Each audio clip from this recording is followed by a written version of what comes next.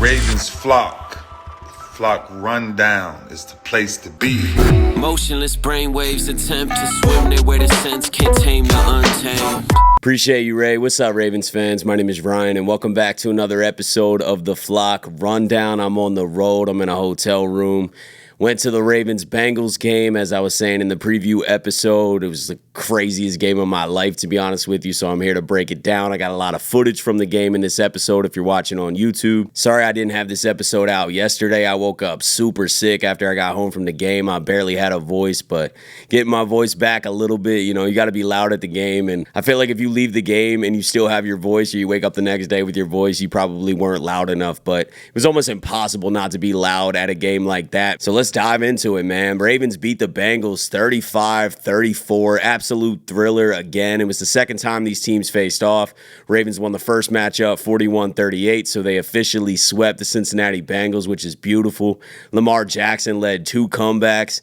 We were down 21-7 in this game midway through the third quarter. It really turned around with that Marlon Humphrey strip on Chase Brown. The Ravens got a quick score. They were on like the 30-yard line, got a quick score because they couldn't drive, man. They had one good drive the whole first half. We didn't commit to the run game a lot. I think Henry had 6 carries at halftime and weren't having a lot of success on the ground, but honestly didn't give him the ball enough. And then the Bengals are playing a lot of conservative coverage, and the Ravens weren't able to capitalize, Defense did all right in the first half. They definitely struggled on the opening drive, and I was like, here we go. I expected the Bengals to move the ball and Chase to have a big game. Probably not as big a game as he ended up having, but Bengals go down on the opening drive, score a touchdown. We end up wasting a challenge on like a 3-yard pass in the red zone, and then we end up calling a timeout to get our defense set, and then they end up scoring anyway, so we leave the first drive with one timeout remaining, and that actually did come back to bite us because we didn't score before the end of the half because we ran out of time and we had no timeouts. So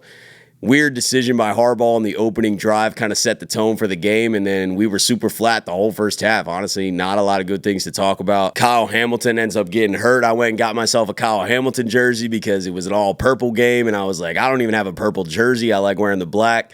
So I went and bought a Kyle Hamilton jersey. Dude goes down with a sprained ankle in the second quarter.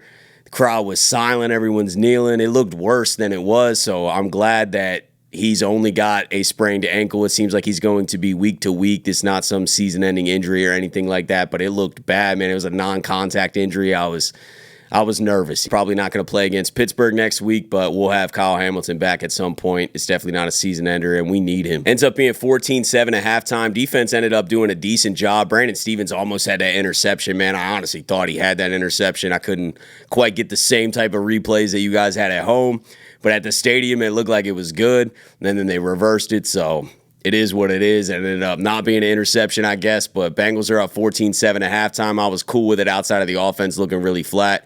And then the offense starts the third quarter with a penalty, goes 3 and out.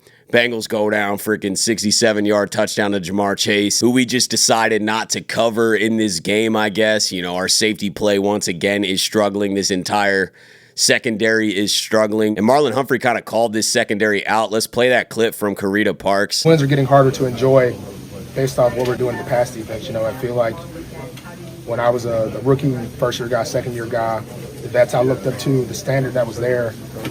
In the pass defense, we've really lost that standard, and, I feel like that falls on me. And, we're going to keep chasing at it. We're going to keep working at it because I'm not really satisfied with what I've built in the secondary, where it's gone. I just don't think playing like this we can go far.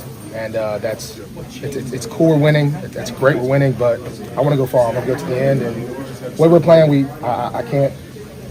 Something's got to change. We just got to play better. I got to play better. We all got to play better. We got to play as a unit, and we're just not doing that. So it's really nothing really more to say. We got to keep working. We got to take the practice to the game. And a great practice week. What is missing there from how we're practicing to how we're playing in the game? It's become clear that it's something I think each guy has got to look at themselves in the mirror and figure out, why are you not playing how you practice something? You practice is route concept. The game, you don't do it how you practice. So it's becoming more of a mental thing, I think. But we got to get that fixed. I mean, it's not cool to win a game and you look up and the team has 300 passing every week, and then it'd be different if we didn't have no guys that can play. I haven't once heard anybody say we don't have the guys, we don't have the players, we don't have the skill.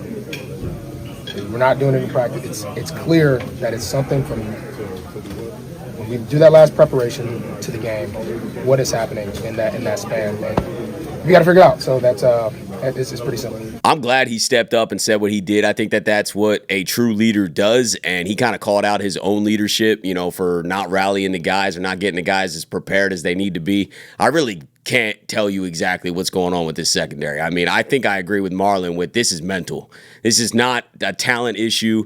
I believe that in practice they're executing the way that they're supposed to, and then when they get to the game, it's a lot of overthinking. It's a lot of guys taking the flat when they should stay deep. It's a lot of guys just not playing their assignment, which really makes no sense. I honestly don't know how through week 10 the secondary is still playing this bad.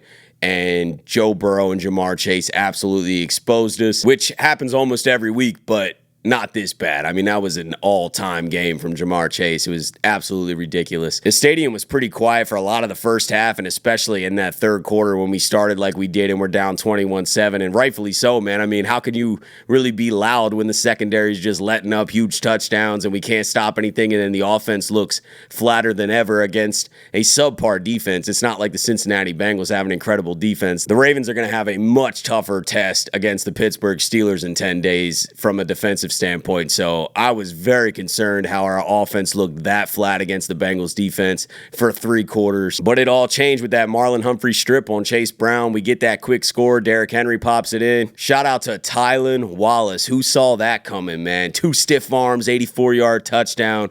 Crazy play. Same sideline that he took it down against the Rams for the game winner. I just could not believe that happened. The momentum was fully back in the stadium at that point. It was a little dampered because Tucker missed the extra point left again, so I'm very concerned about what is going on with Tucker. I honestly don't know, but he's hard to trust right now. There's no doubt about it. And then the defense gets a stop. Shout out to Nnamdi Madubuike in this game. 3 sacks. Shout out to the pass rush. I know it was against a banged-up offensive line, but I don't care. The pass rush did their job. They were getting a ton of pressures. Got the ball back for the offense. We zip down the field, throw a beautiful touchdown to Mark Andrews. That play happened right in front of me, man. I got a great shot of Mark Andrews catching that ball, spiking to celebrate. Lamar then rolls around for the 2-point conversion. At this point, it is deafening in the stadium. All the energy, all the momentum is in our favor.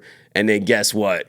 Bang, first play, 70-yard touchdown to guess who? Jamar Chase. I mean, it's unbelievable to suck the life out of the stadium again. This secondary is impossible to trust this year. Through 10 weeks, I have zero confidence, especially against an elite quarterback and elite receiver like Joe Burrow and Jamar Chase. I mean, we have no shot right now of stopping something like that. But the offense gets the ball back, zips down the field again. Lamar's going crazy at this point.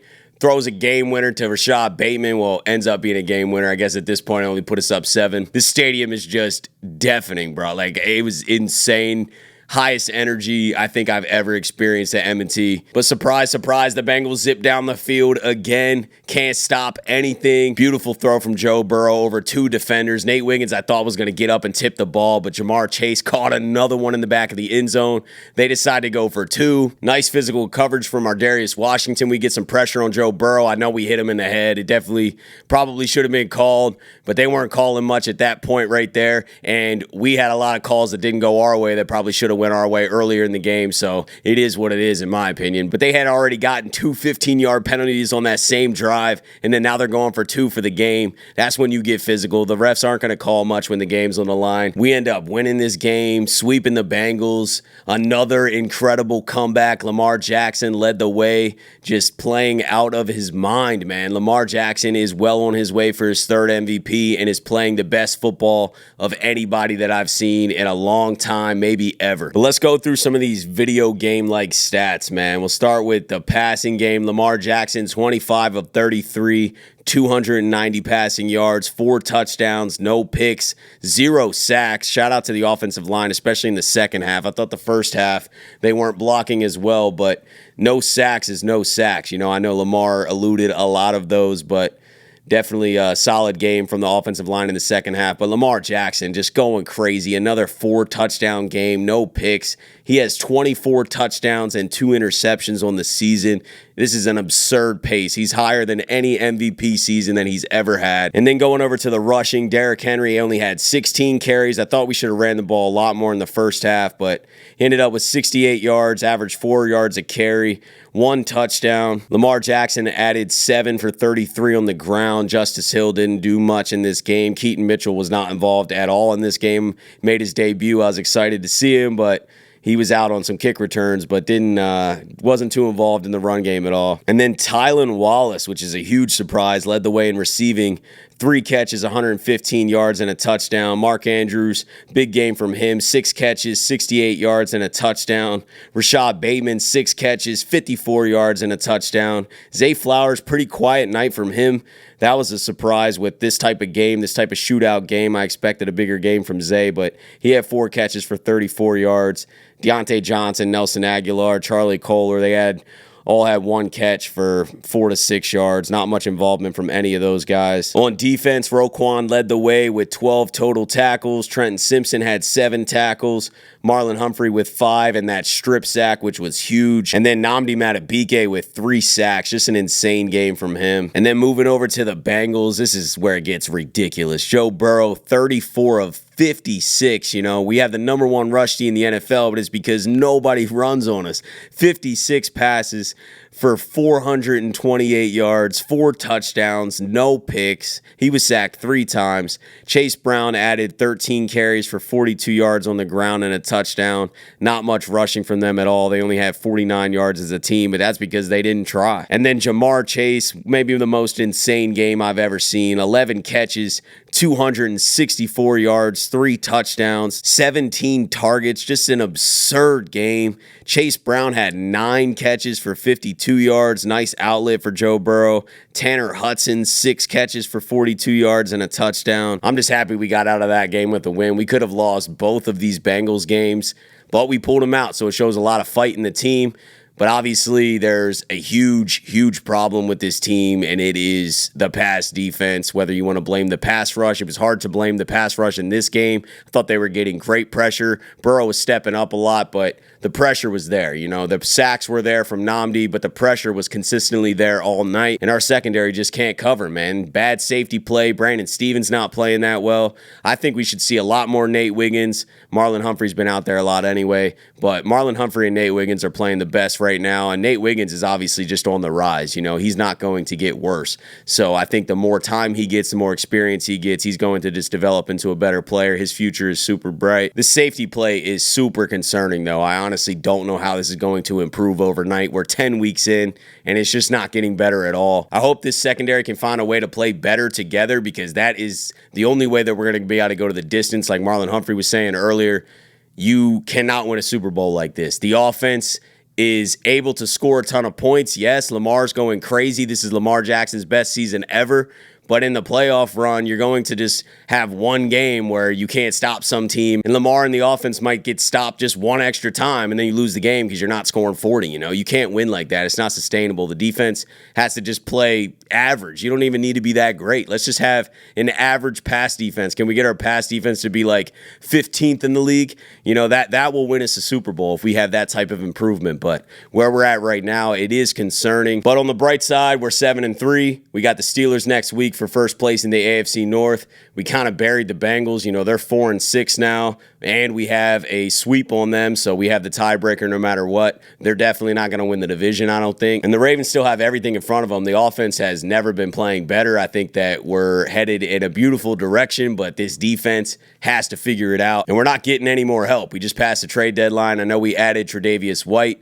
That's kind of a risk-free depth move, in my opinion, or a project, just to see if you can kind of get him back to playing solid. I don't think you're going to get him back to playing where he was in his prime on the Bills, but can he revive his career and just play some solid ball and maybe be our cornerback 4, maybe take over for Jalen Armour Davis or something. I think that's like the highest role I could see unless he really returns to form, but I don't think that's going to happen this season. So he's a depth move. We really didn't do that much at the trade deadline. Deontay Johnson the week before the trade deadline, but he hasn't even been that involved. I think he'll get more involved as the season goes for sure. We might see a lot more of him in that Pittsburgh game, but we also might see some more Tylan Wallace. I mean, how does he not deserve a little bit more time when he's just making plays like that? I mean, he really took that 84-yard touchdown to the house on his own. So Tylan Wallace might have earned some more snaps. I'm not worried about this offense at all. I think this offense can score 30-plus every single game, but this defense needs to hold teams below 30. If we can hold teams below 30 every single game, we're going to be in a really good spot, but that's easier said than done. But let me know what your thoughts were about this game. I know it's like 2 days later, and I probably missed a bunch that I haven't talked about because when you go to the game, you don't get to see as much, and I haven't watched as much film as I usually do because I'm on the road. Appreciate you guys, as always, for tuning in to another episode of The Flock Rundown. Have a beautiful rest of your day. Enjoy your weekend. Enjoy some stress-free football tomorrow. And I'll let the greatest linebacker in the history of the game take us out. Ravens flock. Flock Rundown is the place to be. My man Ryan has been a lifelong Ravens fan since he was born. The Flock Rundown. Nothing gets better than waking up and wondering how high we can fly. Tune in. Motionless brainwaves attempt to swim their way to sense, can't tame the untamed.